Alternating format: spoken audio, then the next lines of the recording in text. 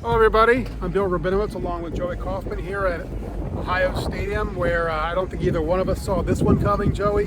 Michigan extends its winning streak over Ohio State to 4 games, 13-10 win here at the Horseshoe. The previous 3 games, Michigan had an elite team, wasn't a huge surprise. They come in here 6-5 and beat Ohio State 13-10.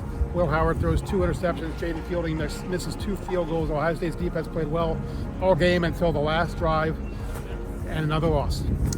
Yeah, this one of all the recent losses to Michigan is the most inexplicable because those 3 previous Michigan teams were bound for the college football playoff. They won the Big Ten. Last year, Michigan won the national championship. They won 15-0. This was a 6-5 team that was clearly rebuilding in year 1 under Sharon Moore, and just was not at all supposed to be in Ohio State's weight class.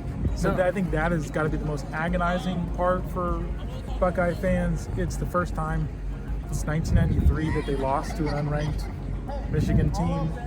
It's the first 4-game losing streak since the early 90s. I think just the fact that Michigan was not a team that was built to contend for a national championship is just a brutal reality for Ohio State. And then on top of that was just an ugly scene after the game where Ohio State players are singing Carmen, Ohio.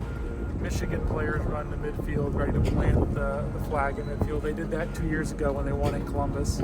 Players would then leave Carmen, Ohio to rush to midfield to break it up, and just it's not a pretty scene. Yeah, you were on the field. I was still in the press box finishing my story. Jack Sawyer ripped the flag off the pole. I didn't see all of what happened, but I saw that. Just a shocking loss. I mean, Michigan didn't even have its best offensive player, Colston. Lovely didn't play. Their tight end didn't play.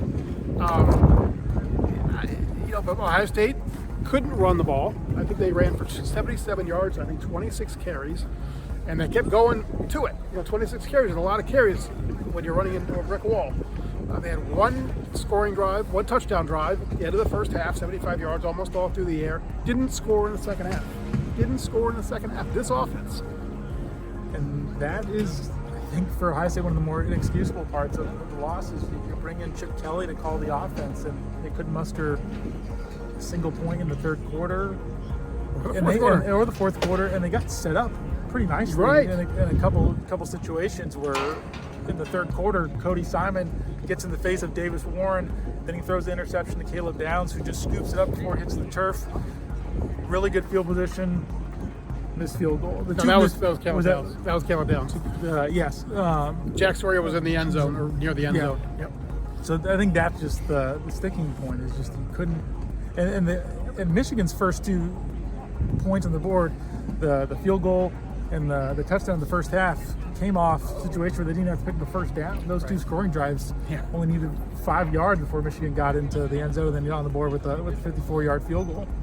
If you'd asked me before the game how many times in 10 games would Michigan beat Ohio State, I probably would have said 1, and this was the one. The game played out exactly the way Ohio State, or how Michigan wanted to be. It just became a slog, became a grind. I mean, they won not just the field goals. I mean, their kicker, Spada, kicked a 54-yard field goal, while Fielding missed 2 shorter ones. There was an exchange of punts where there was a net of 57 yards, or 37 yards. Michigan kicked a 68-yard punt, and Ohio State's was 31. They let it roll. Caleb Downs had a chance to field it maybe around the 20 and ended up rolling further back. Even the second half started ominously. Travion Henderson was the return guy, and the ball, again, the wind was in his face, and the ball drops, which means he can't call for a fair catch.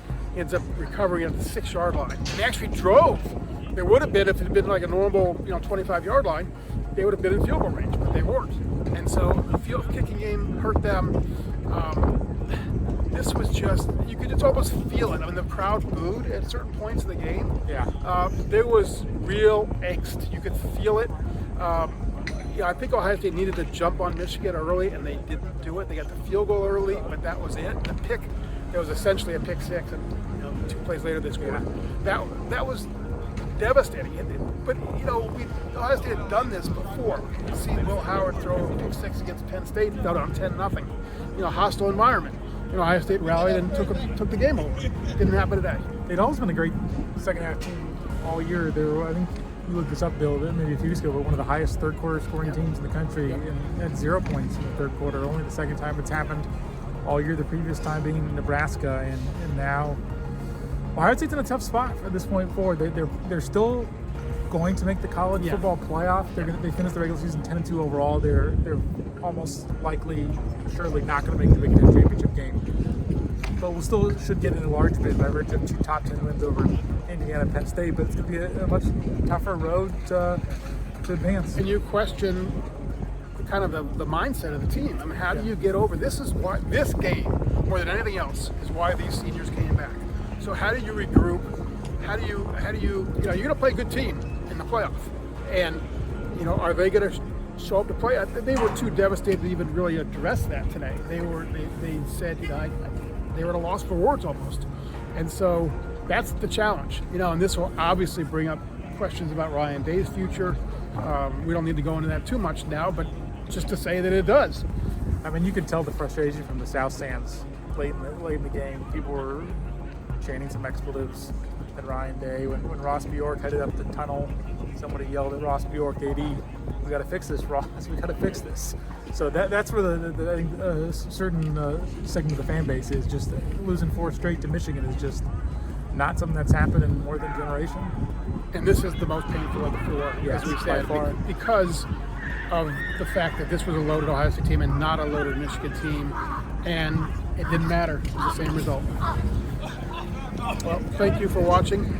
Appreciate you watching. You may not want to after witnessing that game, but appreciate you spending time with us. Thank you.